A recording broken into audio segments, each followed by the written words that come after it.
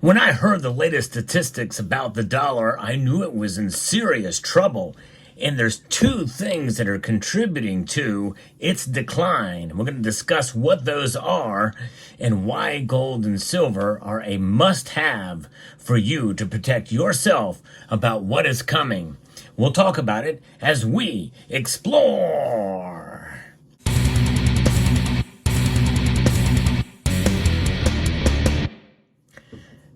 Warning, this is not an impending doom situation. This is not an emergency action that is needed to take. We still have time. That's right. As much as I have talked about the dollar, and I'm probably the biggest advocate for the dollar in this community, I've defended it more than many other channels out there and also other commentators in the precious metals sector because I do not believe it's trash. In fact, the latest statistic that I'm going to give you right now proves that it's not trash, even though it has lost.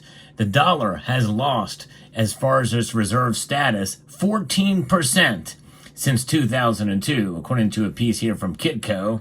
And there's two things that are causing that decline in its influence as a reserve currency. The decline of the U.S. dollar as a world's reserve currency has been a popular topic of conversation for years, especially the last couple of years, and folks like myself have been talking about it as well. But in the wake of the global financial crisis of 2007 and 2008, and while talks of its impending demise may be overblown, data provided by the Atlantic Council shows that the world is indeed utilizing the U.S. dollar significantly less than at the turn of the century. According to the Atlantic Council's Dollar Dominance Monitor, the share of the U.S. dollar in global reserves stood at 58% in 2024. And you've heard me mention that statistic several times. But when you think about what it was back in 2002, that's a 14% decline because then it accounted for 72% of global reserves. The U.S. dollar has served as the world's leading reserve currency since World War II, according to the report, and that essentially was set up by the Bretton Woods system.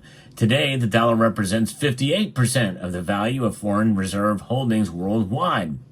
The euro is the second most used currency. It comprises only 20% of foreign reserve holdings.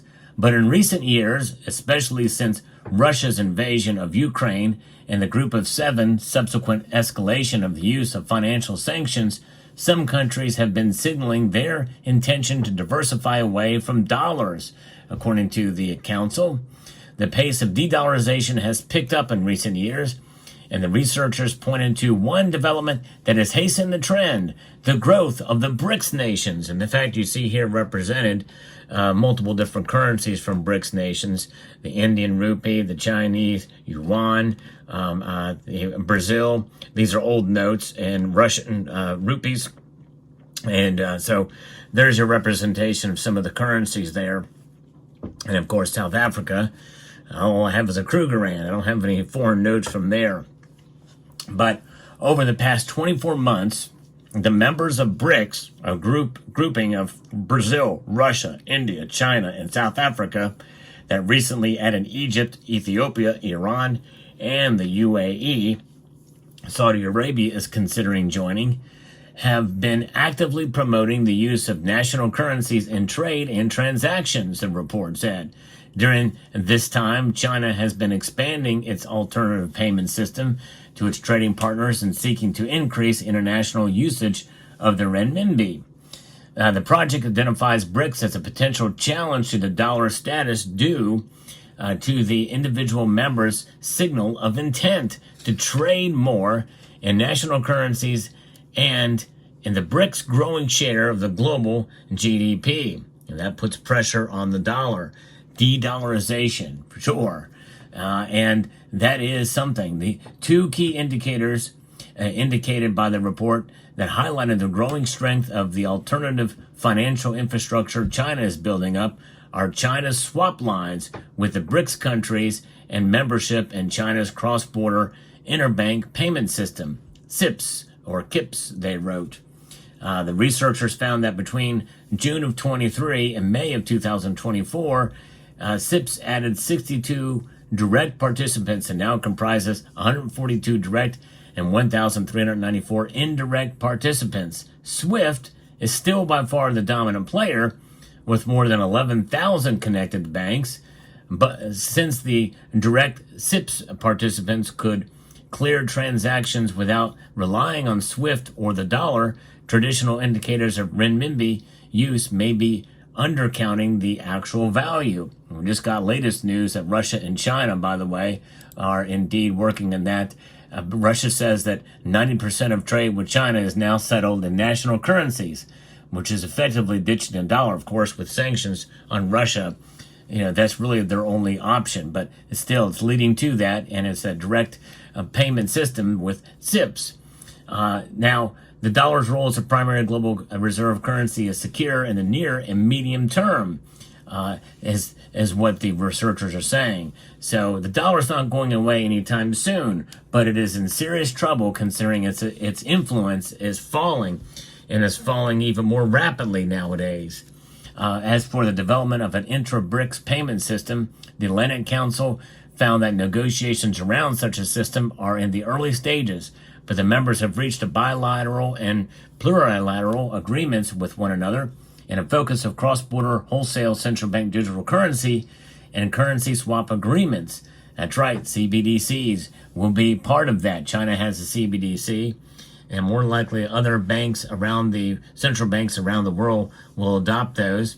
And by the way, the United States will too in due course, although leading presidential candidate Donald Trump says that he is saying he's not going to develop a CBDC, and he's going to work to make the dollar the dominant reserve currency again, or more dominant. I think once it reaches below 50%, by the way, it no longer is dominant. I mean, I guess in terms of compared to the other currencies, it still will be. But when you have a gang up of all the other currencies that are out there versus the dollar, well, there you have it.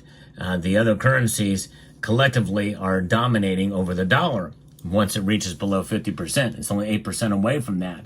That's a serious situation. And so while China poses the single greatest threat to the standing of the U.S. dollar, its recent struggles, including a collapsing real estate market, have seen the renminbi lose some of its ground as it gained on the U.S. dollar and foreign currency reserves. In the last quarter of 2023, the share of the renminbi and global foreign currency reserves dropped to 2.3% from the peak of 2.8% in 2022, despite Beijing's active support of renminbi liquidity through swap lines. Reserve managers might be perceiving the renminbi as a geopolitically risky currency because of the concerns about China's economy, Beijing's position on the Russia-Ukraine war, and increased tensions with the U.S. and G7, and they don't say here, but it is over Taiwan. Based on the 6 essential qualities of a reserve currency identified by the Atlantic Council, the euro is the most suited to become more a reserve currency behind the U.S. dollar, followed by the renminbi. The dollar and euro collectively form about 80% of global foreign exchange reserves. While the dollar share is on a very modest long-term declining trend, its loss share has been distributed among several currencies. The dollar also accounts for 9 out of every 10 currency transactions on the international market, which reflects the dollar's vehicle or intermediary role in forex markets, which minimizes transaction costs for traders and reinforces the dollar's centrality in financial networks, according to the author. So there is some nuance here with this, folks, which is we cannot be downplayed, but still, it's in serious trouble because you think about it, 58%, which is the number we've known for a while, and I've talked about that, posted about that number multiple times, and knowing that it was much more, and not that long ago. If we continue on the decline that we're on, considering now, over the past 2 or 3 years now, we've had persistent inflation. In other words, above the normal amounts of inflation, which is 2% the Federal Reserve does, and it continues to climb. And remember, costs are not going down. The rate of inflation has decreased. That's called disinflation. Still means we have higher prices. Ideally, we'd like to see some deflation, moderate deflation occur. But I think that's going to take pretty radical steps and moves to literally take more money and slow down the velocity of money, as well as remove some of it from the money supply, which essentially would be erasing it digitally, mostly, or burning old notes and not replacing those notes. And now the dollar plays a substantial role in the international debt markets. Debt securities provide a channel for the private sector to store value. The dollar, euro, and pound together form more than 90% of an outstanding international debt securities. Following the 2008 global financial crisis, the dollar recovered the share that it lost in the 2000s. So it still dominates there. You know, it is a debt-based currency. It makes sense. But, yeah, it's crazy. Now, what's going on? That's the first thing, is BRICS. And BRICS is growing. Now, it still has a long way to go before they really trust each other with some of the transactions. But these BRICS nations' currencies, you know, whether it be dominated by the renminbi here, the yuan, it'll be very interesting to see how that plays out. This likely will be the currency that they will use, but, you know, it's trading within these currencies, but more likely it's going to be gold. And gold's price reaching new record highs is another reason why I think that we're very, very close to potentially seeing the dollar lose even more dominance if we start to see other nations around the world adopt even as part of a gold standard. In other words, a standard that restricts them based off of commodities, and gold being a part of that. Right now, only one nation has done that, and that is Zimbabwe. I'm not sure exactly how it's going right now, but if it still is not falling apart yet, so that's a fairly good sign. Emerging markets have driven the surge in recent gold prices as we've seen central banks around the world accumulate more gold. And since 2018, all members of BRICS have increased their gold holdings at a faster rate than the rest of the world, despite its historically high prices. It's been a radical move since 2021. And who has topped that list in terms of the amounts of stockpiling? Brazil. That's right, this nation right here, Brazil, has been stockpiling a fair amount of gold. It's pretty amazing to see, for sure. And then Egypt is too, as far as the rate for the size of their country, for the size of their economy and everything else. Many advanced economies accumulated large gold reserves over centuries and retained them over the 20th century to maintain their gold standard following the end of the Second World War. According to the authors, recent surveys suggest that advanced economies are now planning to increase their gold holdings to hedge against the risk of economic shocks. This will further raise global demand for gold over the next few years. Emerging markets tend to keep the majority of their reserves in foreign exchange, but have steadily increased their share of gold. So the authors noted that gold share in the international reserve portfolios began rising in 2019 and accelerated following the onset of the pandemic, rising from about 10 to nearly 16%. Central banks now collectively hold more than 35,000 tons of gold, which is nearly 20% of all the gold ever mined. That is a large portion of gold indeed. Now, don't forget about silver. And this is where you come in, because, you know, with the dollar's losing some of its dominance, it has weakened. There's no question about it.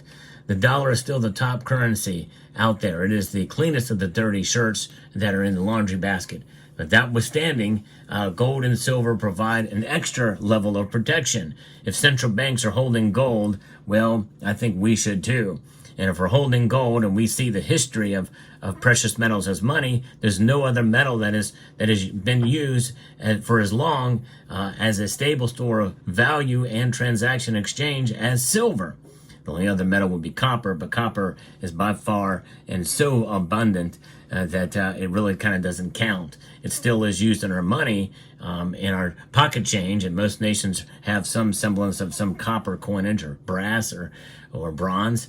But nonetheless, silver is the metal to have in your portfolio, I believe, to protect yourself as well as gold.